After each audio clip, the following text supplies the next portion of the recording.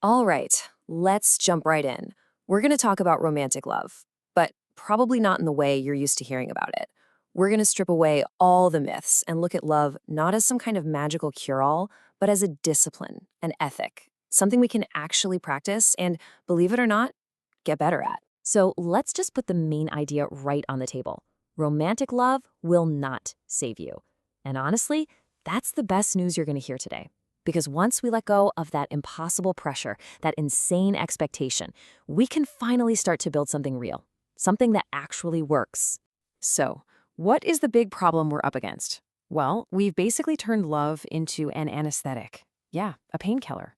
It's become this thing we use to numb ourselves to the harder, messier, more complicated work of just living.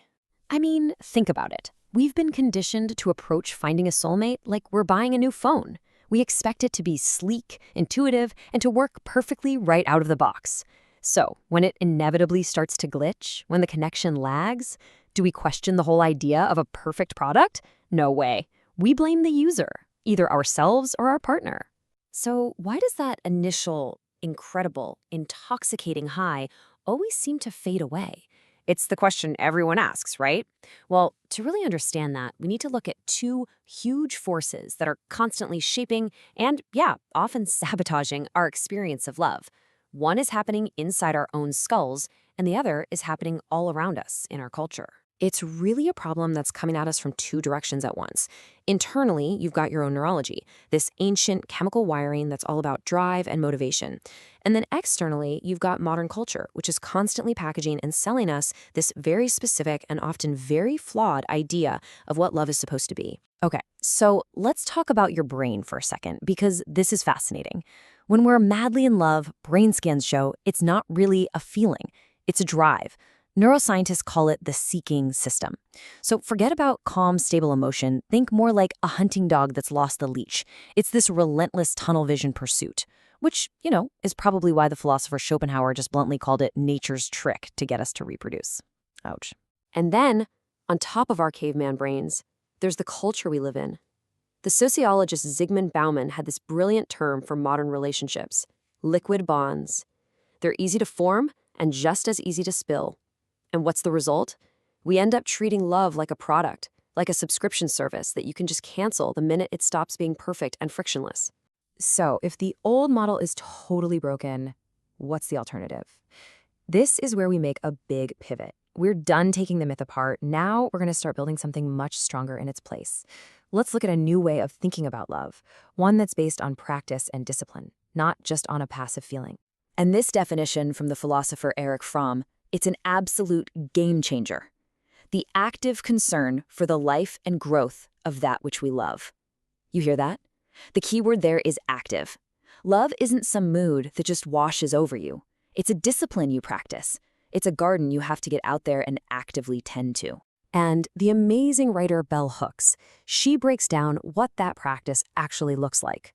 Just look at this list: care, commitment, knowledge, responsibility, respect, trust. You notice something they all have in common? They're all verbs. They're all actions. They are things you do, not just things you happen to feel. And so many other great thinkers have said the same thing in different ways. You got Esther Perel pointing out that paradox. Intimacy needs safety, sure, but desire needs a little bit of distance to survive. Or that beautiful idea from the poet Rilke, that lovers have to be guardians of each other's solitude.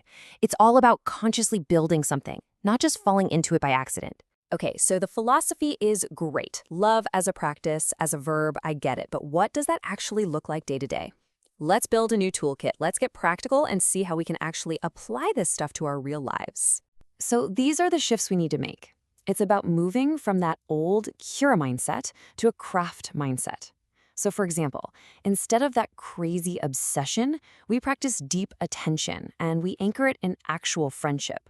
Instead of trying to fuse into one single blob, we become guardians of each other's individuality.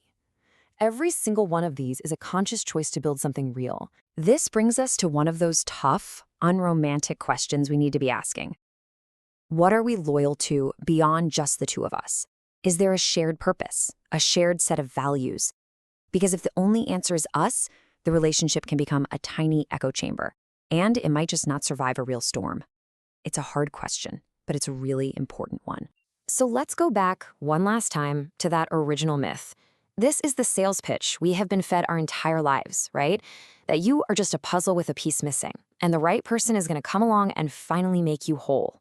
But we all know deep down that's not how it really works. The hard truth, the one that's kind of terrifying but also incredibly liberating, is something else entirely.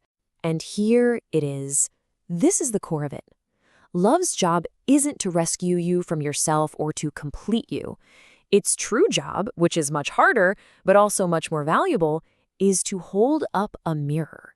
It reveals you, your patterns, your fears, your strengths, all of it.